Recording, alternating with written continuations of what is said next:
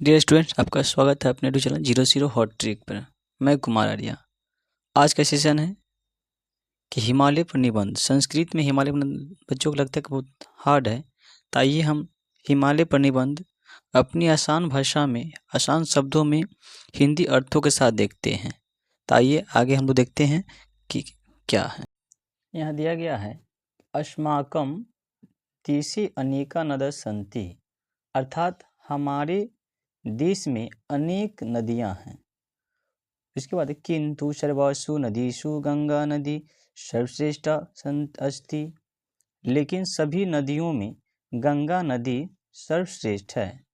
उसके बाद है इयम हिमालयात निसरन्ति बंगोसागरे च पतति, यह हिमालय से निकलती है और बंगाल की खाड़ी में जाकर गिरती है। उसके बाद है गंगा एक पवित्रता नदी वर्तते, गंगा एक पवित्र नदी है। गंगा क्या है? गंगा एक पवित्र नदी है। गंगा एक पवित्र नदी महानदी अस्ति, गंगा एक पवित्र महानदी है, यह एक महानदी है। अस्य प्रतिष्ठा सर्वत्र भवति, इसकी प्रतिष्ठा सब जगह होती है, यानी कि गंगा नदी जो है इसकी प्रतिष्ठा सभी जगह है। उसके बाद है गंगा नदी भारतस्य राष्ट्रीय नदी अस्ति, गंगा भारत की राष्ट्रीय नदी है। गंगा जो है भारत की राष्ट्रीय नदी है। उसके बाद है प्राचीन ग्रंथेषु अस्य वर्णन मिलती, प्राचीन ग्रंथों में भी इसकी वर्णन मिलती है। अर्थात गंगा नदी का वर्णन जो है प्राचीन ग्रंथों में भी मिलता है।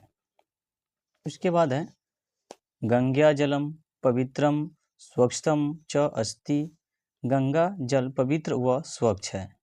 तो अपनी आसान भाषा में कि गंगा का जल पवित्र और स्वच्छ है, तो गंगा जलम पवित्रम स्वच्छम च अस्ति। उसके बाद है अतिवम गंगायाम जलम कीटाणु न भवति, अर्थात गंगा के जल में इस जो है कीटाणु नहीं होता है, गंगा के जल में जो है कीटाणु नहीं होता है। उसके बाद है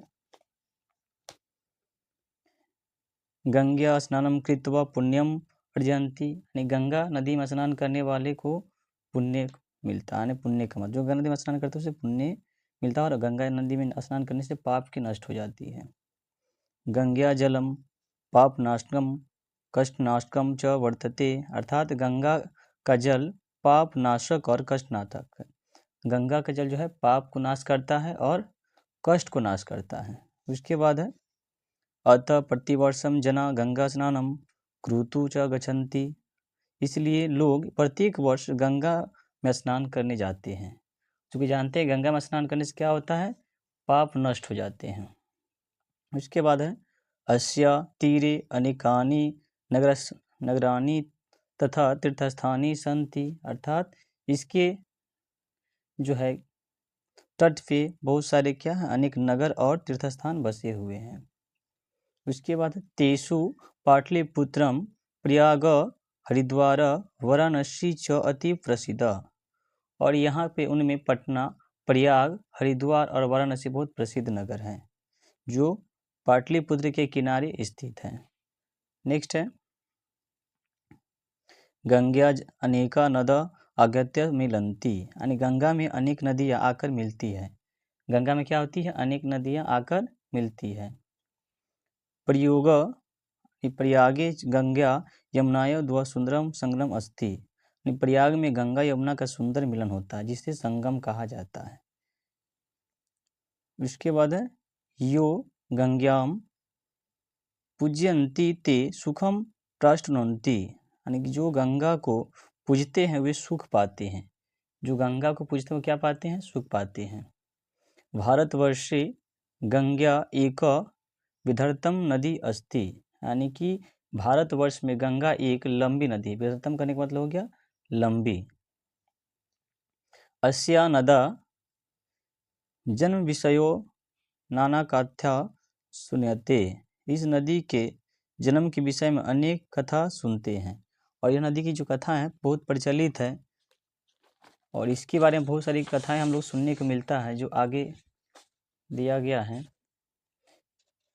किंतु यम नदी निरीप भागीरथी प्रयासत अत्रनानिता, लेकिन यह नदी राजा भागीरथ के प्रयोग से यह आया था, एक गाना भी सुने होइएगा, भागीरथी ने तुझे धरती पे उतार दिया, परी थी प्यासी जबी आज इसे सवार दिया।